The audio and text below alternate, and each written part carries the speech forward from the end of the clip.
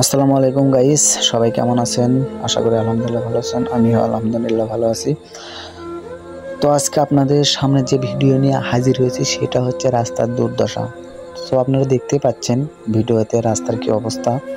এটা হচ্ছে চরপাড়া থেকে সৈয়দ আহমেদ কলেজ দিয়ে সুগানপুকুর দিয়ে গাবতলী রোড অর্থাৎ বগুড়া যাওয়ার জন্য যে মূল সড়ক, এটা হচ্ছে সেই সড়ক। সো চরপাড়া থেকে বগুড়া যারা প্রতিনিয়ত যান তাহলে হয়তো এই রাস্তা দেখতে পান। সো দেখতে পাচ্ছেন রাস্তার মধ্যে কোথাও হাঁটু পানি, কোথাও তার চেয়ে একটু কম, কোথাও কাদা।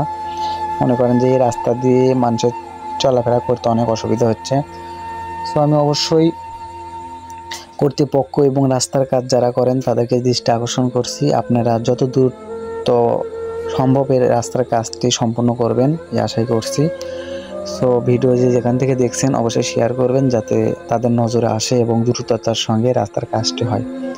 সো আপনাদেরকে ভালোভাবে হয়তো ভিডিও দেখাতে পারিনি, কারণ হচ্ছে রাস্তাটা এত পরিমাণ ভাঙ্গা ছিল যে ক্যামেরাটা এত পরিমাণ নড়ছে যা বলার বাহিরে। সো তারপরেও যতটুকু দেখছেন তার মানে তো বুঝতেই পারছেন যে রাস্তার কি অবস্থা। সো একটি দেশের মূল কারণ হচ্ছে রাস্তায় যদি সেই দেশের উন্নত না হয় তাহলে সেই দেশকে উন্নত বলা হয় না বা ধরা যায় না। সো গাইস দেখতে পাচ্ছেন রাস্তার কোথাও কাদা, কোথাও হাঁটু পানি, কোথাও তার চেয়েও বেশি, তার চেয়েও কম। আপনারা ভিডিওতে যে যতটুকু দেখছেন, অর্থাৎ যারা এই রাস্তা দিয়ে প্রতিনিয়ত যাওয়া আসি করেন তারা হয়তো দেখে থাকবেন। অবশ্যই কর্তৃপক্ষ অবশ্যই দৃষ্টি আকর্ষণ করছি, আপনারা দ্রুততার সঙ্গে এই রাস্তার কাজটি করবেন।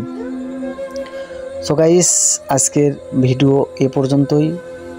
সো নেক্সট টাইমে অন্য কোনো ভিডিও নিয়ে আবার আপনাদের সঙ্গে হাজির হব। এ পর্যন্ত সবাই ভালো থাকবেন, সুস্থ থাকবেন।